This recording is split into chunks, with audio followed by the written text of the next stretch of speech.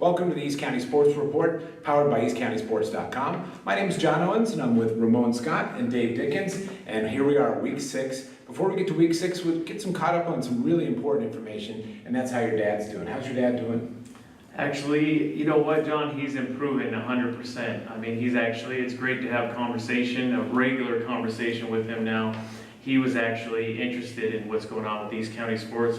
Matter of fact, I had one of our shirts on, and he said he wants one of these shirts immediately. He demands it, as a matter of fact. So his one-liners and his personality's back. So he's definitely going to be probably part of our fearless forecasting very soon here. Okay, once again, great news. Bill Dickens, we wish you the best. Of course, the founder, one of the founders of eastcountysports.com. Your dad, you watched him work all these years, and really, we do this show for you. So we hope the very best, and we'll love to see you making some picks here pretty soon. Absolutely. It was a busy week last week, as all weeks are in the East County. You guys got to go to some games. You got to go to one of the biggest barn burners of the season, and that was Steel Canyon at Otay. How did that look? Absolutely. It started off pretty slow. They went back and forth, punted a few times, but it was a closely played game all game long. It ended up, of course, 14-13 with Steel Canyon winning it on a fumble recovery.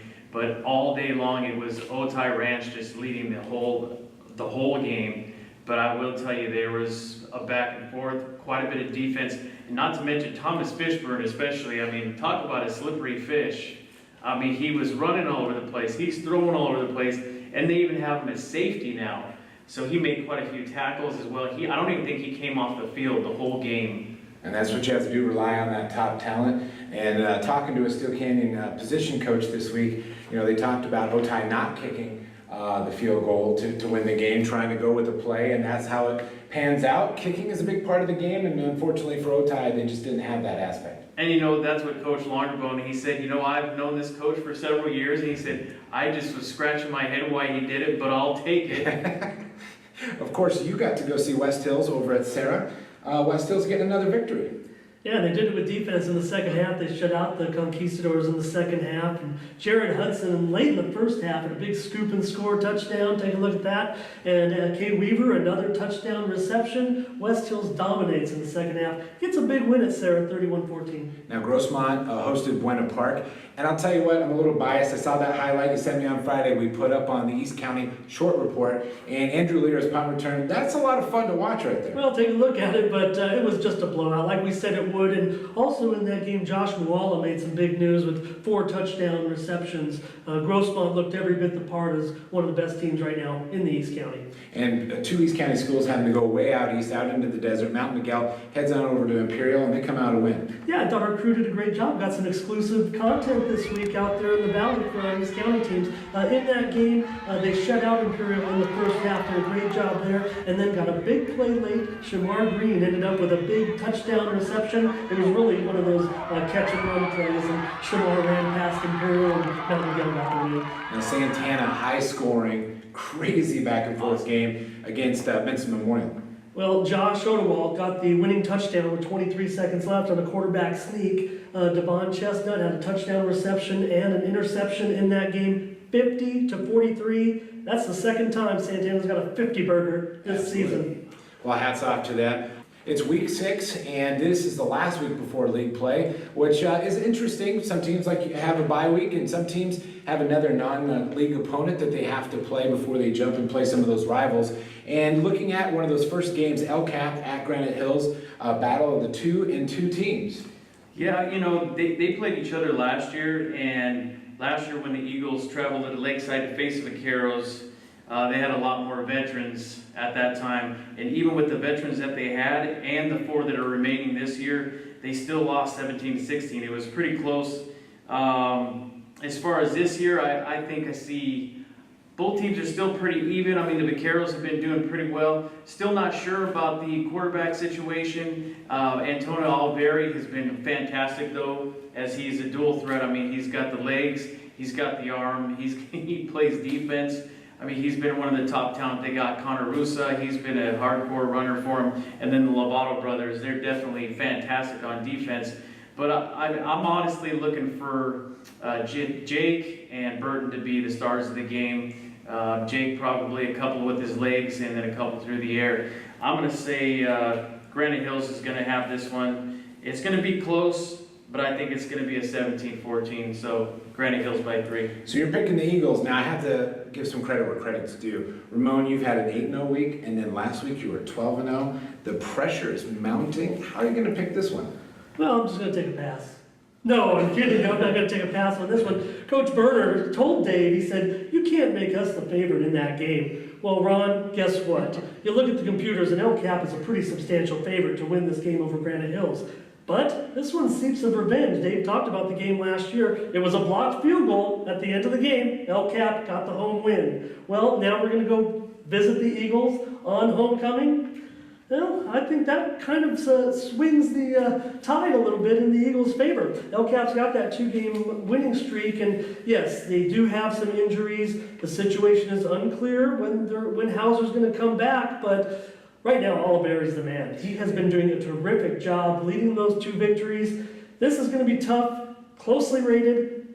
I've got the Eagles by a point. All right, going out there picking the Eagles.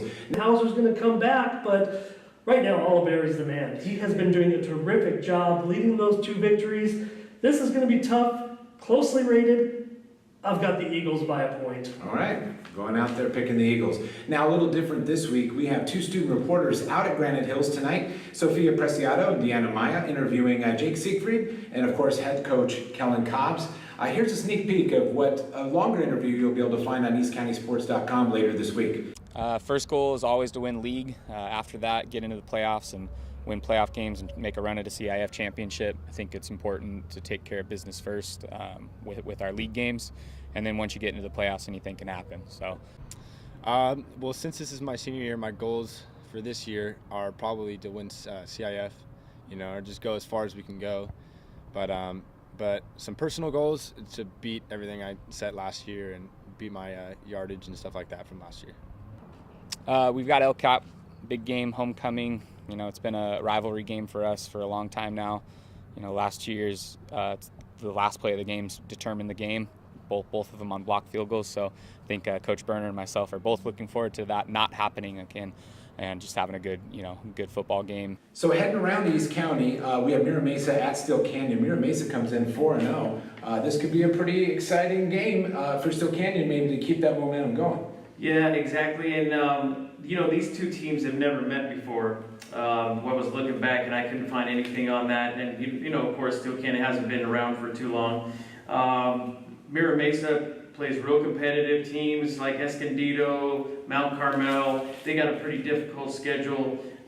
They just had the Battle of the Boulevard, which they won 50-20, and they beat the rivalry team, which is the Mount Carmel squad.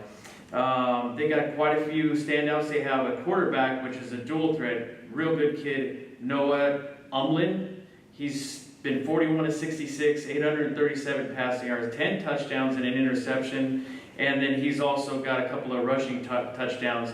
Not to mention, they also got 2 100-yard runners that are over 400 yards already. So it's going to be pretty tough. I think with Steel Canyon's defense, if they play like they did last week against Otay, I think they're going to have to play it pretty tight, and their secondary is going to be key. And then they also need to keep the holes blocked up. McHale's going to be huge for that on defensive end. But I'm going to say that Steel Canyon, Mira Mesa, I'm going to have to go Mira Mesa this week just because they have too many weapons, and it's going to be 28-22 Mira Mesa. Well, off that victory, which was dubbed by a television station locally here as the upset of the week, the Steel Canyon Cougars are going to go trip around San Diego Bay on one of those fast boats. They're going to get wet. It's going to be a fun time. I hope they're not looking ahead, looking past Mira Mesa to their boat ride on San Diego Bay, but they earned it. They deserved it. They were the upset of the week last week, and they did a great job. It was an ugly win, but the defense, a thing of beauty. Amir Harris, Billy Tellis, Robert Whitefield, they were just splendid in that game against Otay Ranch. Tumblin is tough. I mean, he averages 300 yards of total offense, so that's going to be difficult for Steel Canyon to manage. But it's homecoming over in Steel Canyon. I've got the Cougars by a field goal. All right, very good. So Valhalla trying to get that ship righted as they host Otay. Otay comes in 2-3, Valhalla 2-2. How do you guys got this one? Well, the last time these two opponents squared off against each other was the first game of the season in 2015, but was at Otay Ranch, where the Mustangs were victorious 14-7, so it was a low-scoring affair. The Norsemen this year are going to be hosting, so I think that's going to be different. They got the Valhallans and all of their Orange Nation behind them. I think that's going to be key. And I think I'll just call them all-purpose Brian Madriz. And if they get a good game out of Dennis Dahlin, that's going to be key. And then, of course, playing defensively. Because I think this squad, Otay Ranch, if you let up at any moment, especially with the running game, and they run two quarterbacks at times too, so that's the real strange thing. I haven't seen that before, but it's going to be pretty tough. But if their defense steps up and Madriz plays where he needs to be, I'm going to call it Valhalla 20-10. Okay. I'm guessing it's been a tough week of practice out there for Valhalla this past week. There was some tension on the Valhalla sideline in that game against Eastlake, but there's no problem in what's going on. I mean, that was a tough team. Eastlake is a very, very difficult team. So Valhalla just needs to respect each other, respect themselves, support each other on both sides of the ball. Offense up on the line, defense up on the line, supporting the other unit, because this is a winnable game. Otay Ranch is coming in as the favorite. The one thing though, Valhalla hasn't lost since 2015, October 23rd, and you know that was against Helix. Valhalla wins every game at home. So I know the computers have Otay Ranch, but Valhalla has expanded their offense a little bit. We've critiqued them a little bit and kind of told them, you know, they're not really passing that much. And yeah, they're averaging under 10 yards completion. But Bennett and Buckley combined for 11 catches last week. I think that's a real positive. So I think Valhalla can get it together. They're going to be an underdog. I'm going Valhalla by a point. You can watch that game on OrangeNationTV.com, live streamed in full HD, so check that out. Just go to OrangeNationTV.com and click on the live link to our YouTube channel. Santana heads south to Mar Vista, 3-2 versus 3-2. You know what? Santana has had a big turnaround. The last two games that they've won handily, and then this last one in the desert in Calexico. I think Josh Oderwald is back to being Josh. Mar Vista has to play. This is the second Grossmont Hills actually that they're playing, and Monte Vista was 1-3. They beat them earlier in the year, 28-21. So the visiting Sultans played the squad last year at home, and the Sultans knocked them off. I believe it was 44-35. Most of the key starters for the Mariners, they've graduated already, so it's a lot younger team this year. I mean, there's a couple other kids besides Oderwald that I wanted to actually put a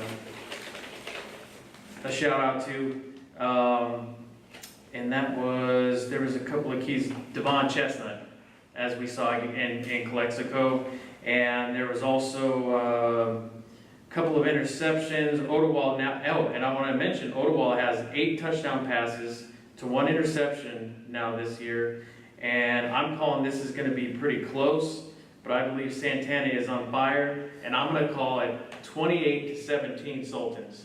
All right. Nice. I like that pick. I do have my concerns, but I was excited about Brooks Mutov and the famed Mutov clan out there in Santee.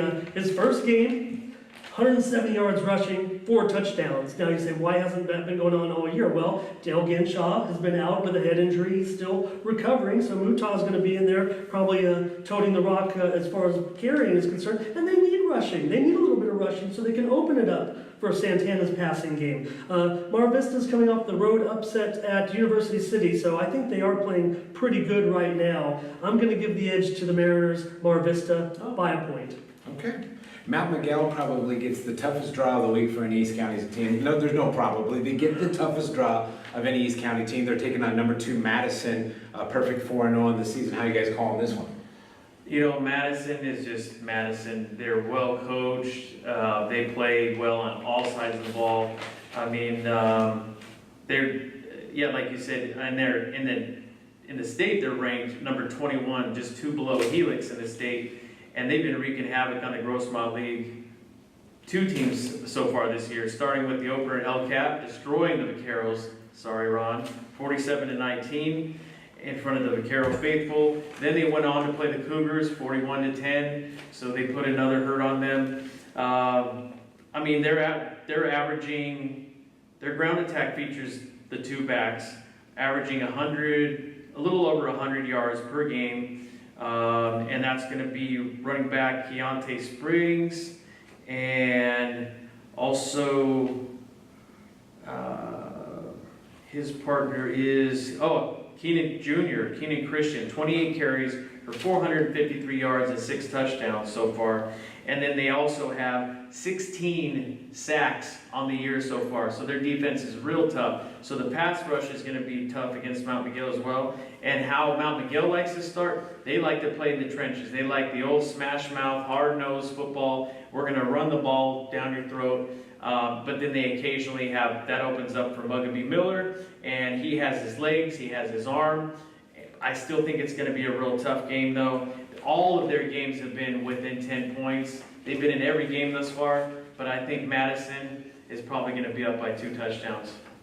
I would be proud of Mount Miguel if they keep this game within 2 touchdowns. What I want to see from Mount Miguel is Mount Miguel playing on every single play. Even if that scoreboard gets a little lopsided, don't worry about the score. You worry about the next play, the man you're lining up against, and you are playing for next week's game, which is against Monte Vista in the league opener, and all the other important league games in the Valley League. Playing Madison is almost an honor at this point. Go at them hard, and when they Mariners get in the end zone this week, celebrate. Be happy, be excited, and get ready for that game against Monte Vista. You're playing a great team this week, and just go up against them like you're learning. You're getting on-the-job training, because Madison is going to win this one big, but the future is where it is for Mount Miguel beyond this. I wanted to also talk about one guy out of Mount Miguel. I haven't mentioned his name yet this season, but he caught a touchdown pass, and we didn't mention him this week in EastCountySports.com. Larry Azaguirre, touchdown last week in that game out in the desert. And I wanted to touch on real quick, as I forgot myself too, that's been phenomenal all year, playing both ways, and that's Santino Pacheco. He has been money all year, whether it's been a receiving end or getting in on that tackle or that interception. So look for him to also upset that offensive front. Okay, and probably another lopsided matchup here. You have 0-5 Bonita Vista taking on Helix. What do you guys think of this one? Well, I mean, this is the last time these two teams met. Very similar records. The Highlanders were 2-2. The Barons were 0-4. And the Barons were defeated 21-6 at Helix.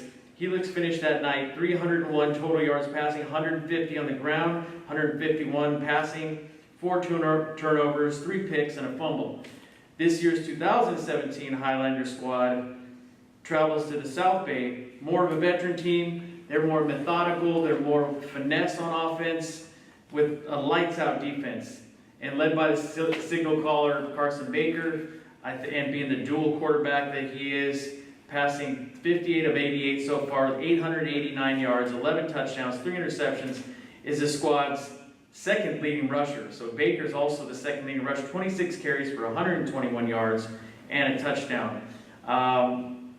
You got Isaac Taylor Stewart, you have Rashad Scott on the defense, safety Jaden Tavon. I mean, there's just too many to name, but I'm going to definitely say that Helix is going to win this one big. Bonita Vista, if they're lucky, they're going to put a 14 on the board, but Helix by a couple. Trivia time. Yeah, legendary Helix coach Jim Arnaiz has a losing record against one team. I'm going to give you a guess who that is. Okay, don't guess. Bonita Vista, he's 0-1. The last 3 years, though, Helix has gone on to beat Bonita Vista, as Dave mentioned. 113, I think, has been the combined score. So it's been a runaway each time. And it's unfortunate because you schedule Bonita Vista because they've always been a great program and you think you're going to get a good matchup. Things just aren't working out right now for them. Baker's clicking 66% passing right now. Bonita Vista, give them credit. They're coming off their best game of the season last week, a 24-21 loss to Chula Vista. But Helix just dominated. Saints came in with 7 injuries last week. Helix ended up dominating that game. Helix is going to win this one. I got him by 5 touchdowns. Okay, Santa Fe Christian takes on Christian. And Christian's 4-0, ranked 12th in the county. How are we looking at this one? Well, that one's actually a Saturday game because obviously Granite Hills is going to be having their game and their homecoming, all the festivities the day before. But this one here, led by longtime coach Matt Oliver, and then their athletic director, David Beezer. The thing here I've never seen, and I respect Christian especially for this, David Beezer is more like a coach than he is an athletic director. He's always on the field, and he's always part of the offense, defense, special teams. He's out there all the time. I did talk to him this morning. This offense, same thing as he looks very methodical. The signal caller, Brad Jeremiah, leads his team into battle against a very strong and very aggressive opponent. But with Jeremiah, who threw for 500 yards plus in his first game against Hurricane, I mean, that's the only team that really came close. I believe they scored 38 points against that defense. And what Beezer had to say was that every time, we play these guys every year. The Eagles will always be a rival of ours. Our program has played them in too many big games over the years for championships. Our guys understand that makes them our rival. Our motto on offense is always take what the defense gives you. And that's exactly how they played it all year. Beezer went on.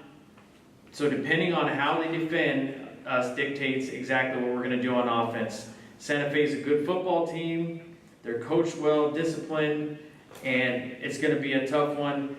But I'm going to say personally, with all the weapons, all the receiving core, the rushing core, the special teams, you name it, Christian's got it. 35-10 Christian over Santa Fe. Blowout.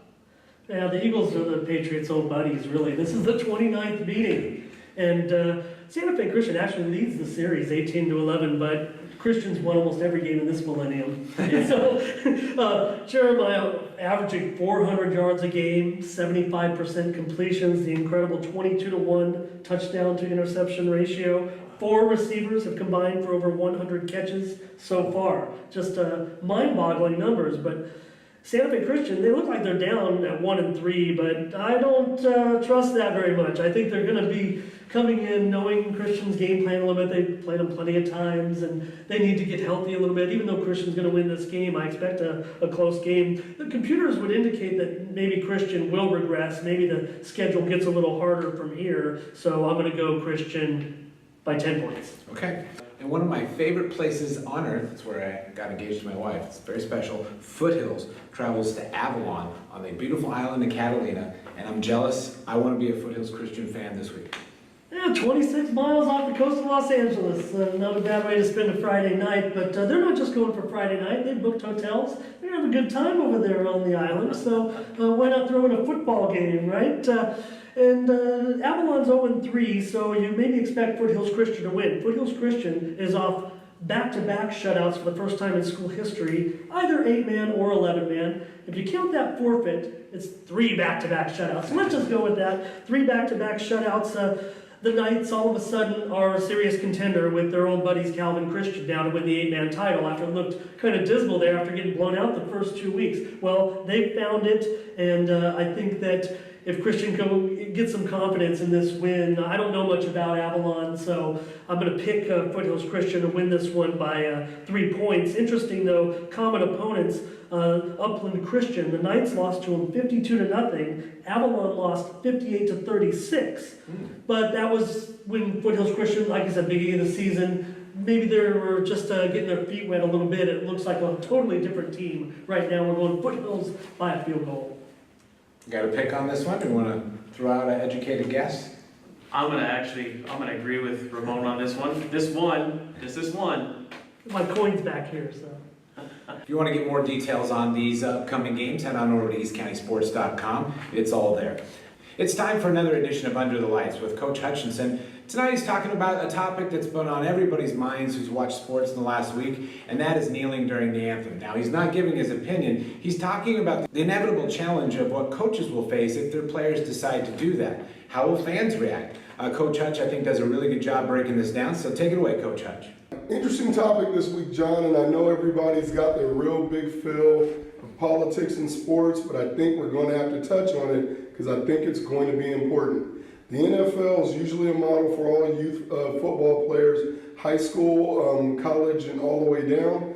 And inevitably, with the big issue of dealing with protests, whether you sit or kneel or don't during the Pledge of Allegiance or the Star Spangled Banner, we eventually, as coaches, as teachers, grown-ups on high school campuses, are going to run into the situation that one of our students or football players might express himself in this way. And my question or challenge all of those who are coaching and all of those parents in the stands is, how are you going to respond when a kid decides to express himself in that actual way? Not necessarily wanting people to think or consider whether they should or they shouldn't, because I think that's every family's individual choice. But when the kid makes this choice, I understand that this choice will anger parents, it'll anger administrators, but when the kid makes that choice, are we going to yell at them? Are we going to call them sons of SOBs? Or are we going to yell at them and tell them to get out of the country that they're unappreciative? Or are we going to listen and talk to them? Maybe teach them or coach them or learn what it is that they might actually be trying to say. And at some point, they're still teenagers, they're kids. And again, I think this topic is interesting to me only because on Sunday morning, as I'm watching NFL pre-games, my 8-year-old asked me, "Dad, next week in our Pop Warner game, how do you feel if I took a knee?" Now, I necessarily was not ready for that question, and the answer was very long and involved. And again, we had conversations of freedoms and of rights and of respect and respecting your nation and respecting your friends and your family members. But ultimately, that's a choice that some kid's going to make. And my challenge to all the grown-ups involved is, how are you going to respond? Are you going to be part of the problem or part of the solution? I think that challenge we all have to try to figure out how we handle that. That's it for Under the Lights. Thanks, Hutch. Of course, we'll talk a little bit about junior college football. Grossmont, what do they got this weekend? Well, they're going to be home to College of the Canyons, and Canyons has got a pretty good team. They're 3-1 coming in. The Griffins are off the huge defensive effort last week against Chaffee, 17-10. Big play, former West Hills Wolfpack Tyler Sepulveda intercepted a pass in the red zone, ran it back 72 yards, cut out the drive that they were going in for the game-tying score. Big play. Canyons quarterback Brito, he averages 250 yards a game, has thrown 12 TDs this season. The Cougars beat Long Beach City last week, 52-42. Right now, College of the Canyons, they're 5th in the Southern California regional poll. Griffins are 13th, so that could even things out a little bit with the Griffins being at home. But Grossmont has #1 powerhouse Fullerton on deck. Can't afford to look ahead here, though. They need the win right now. I've got Canyons winning by a field goal. All right, thanks for joining us here on the East County Sports Report. Remember, more details and stats can be found on eastcountysports.com. We'll see you next week.